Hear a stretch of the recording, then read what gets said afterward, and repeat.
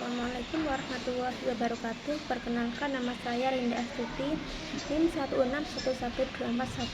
161124101445 dari kelas B D4 Analisis Kesehatan. Di video ini saya akan membuat video presentasi untuk melengkapi tugas bahasa Indonesia. Yang sebelumnya yang saya hormati Bapak dosen pembimbing bahasa Indonesia, yaitu Bapak Fakih Sultan SSMA. Dalam presentasi ini saya akan membahas tentang kedudukan bahasa Indonesia sebagai bahasa nasional dan bahasa negara. Di slide ini saya akan menjelaskan tentang gimana sejarah bahasa Indonesia kok bisa sebagai bahasa nasional. Nah, bahasa Indonesia yang digunakan hingga saat ini awalnya itu berasal dari bahasa Melayu. Dengan dibuktikannya adanya banyaknya penemuan parasi kuno yang menggunakan bahasa Melayu. Semakin lama, bahasa Melayu yang digunakan di wilayah Nusantara berpengaruh pada budaya Nusantara. Bahasa Melayu pun mulai merayap kosakata dari bermacam bahasa di berbagai negara. Bahasa Indonesia sendiri akhirnya resmi digunakan bahasa Indonesia saat peristiwa Sumpah Pemuda pada tanggal 28 Oktober 1928. Peresmian bahasa Indonesia tersebut bermakna politis karena bahasa Indonesia pada saat itu telah dijadikan sebagai alat perjuangan kaum nasionalis. Kemudian selanjutnya pada tanggal 18 Agustus 1945, sehari setelah Presiden Soekarno mengumumkan kemerdekaan Republik Indonesia, bahasa Indonesia pun dinyatakan sebagai bahasa negara. Dan hingga kini bahasa Indonesia digunakan oleh masyarakat Indonesia.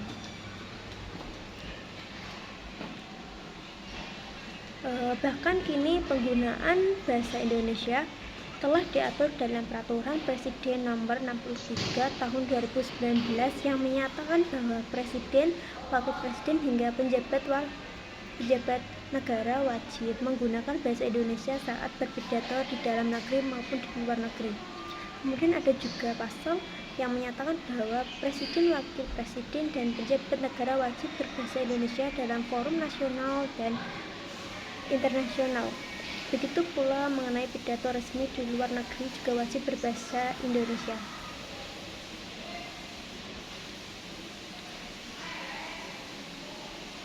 Kemudian kedudukan bahasa Indonesia sebagai bahasa nasional dibuktikan dengan satu, digunakannya bahasa Indonesia dalam pernyataan Sumpah Pemuda.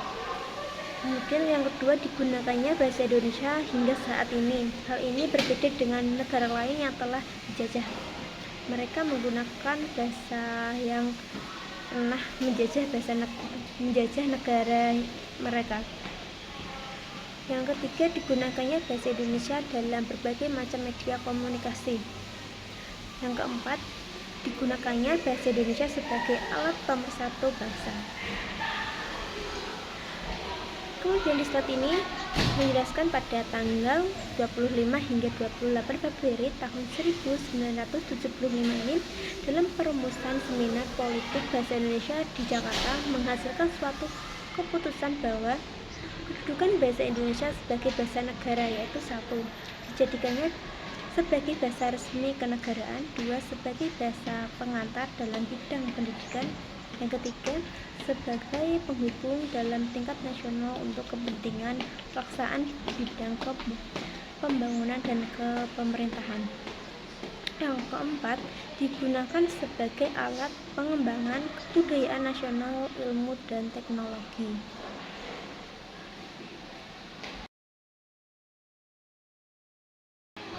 Kemudian fungsi kedudukan bahasa Indonesia sebagai bahasa nasional. Yang pertama, sebagai identitas nasional. Dalam fungsinya yang satu ini, bahasa Indonesia tentulah harus mempunyai identitas sendiri sehingga serasi dengan lambang kebangsaan kita. Yang kedua, sebagai alat pemersatu bangsa. Dengan menggunakan bahasa Indonesia sebagai bahasa utama untuk berkomunikasi dalam masyarakat di Indonesia yang berasal dari berbagai suku budaya ini secara tidak langsung telah menjadi pemersatu bangsa Indonesia. Yang ketiga, sebagai lambang kebanggaan bangsa Indonesia. Atas dasar kebanggaan ini, maka bahasa Indonesia harus selalu dijaga, dipelihara, dan dikembangkan, serta rasa kebanggaan menggunakan bahasa senantiasa dibina. Bahasa Indonesia yang digunakan oleh asli orang Indonesia ini wajib jadi kebanggaan bagi bangsa Indonesia. Yang keempat, sebagai alat penghubung antar warga, antar budaya, dan antar daerah. Hal ini dapat menghindari kesalahpahaman sebagai akibat dari perbedaan latar belakang, terus bahasa dan budaya. Masyarakat Indonesia dapat leluasa berpergian ke seluruh penjuru tanah air dan hanya dengan memanfaatkan bahasa Indonesia sebagai alat komunikasinya. Kemudian, fungsi kedudukan bahasa Indonesia sebagai bahasa negara. Yang pertama, bahasa resmi pemerintahan. Bahasa Indonesia berfungsi sebagai bahasa resmi dalam semua aspek pemerintahan. Ini termasuk dokumen resmi, perundang-undangan, komunikasi pemerintah, dan interaksi dalam lembaga-lembaga negara. Penggunaan bahasa Indonesia di semua tingkat pemerintahan memastikan bahwa setiap warga negara dapat mengakses informasi yang jelas dan tepat. Yang kedua, pendidikan. Bahasa Indonesia digunakan sebagai bahasa pengantar di sekolah-sekolah di seluruh Indonesia. Hal ini memungkinkan siswa dari berbagai latar belakang etnis untuk belajar dan berkomunikasi dengan satu bahasa yang mendukung proses pembelajaran dan integrasi sosial. Yang ketiga, hukum dan administrasi. Sebagai bahasa negara, bahasa Indonesia digunakan untuk sistem hukum dan administrasi. Semua peraturan, undang-undang, dan dokumen hukum ditulis dalam bahasa Indonesia sehingga memudahkan pemahaman dan penegakan hukum di masyarakat.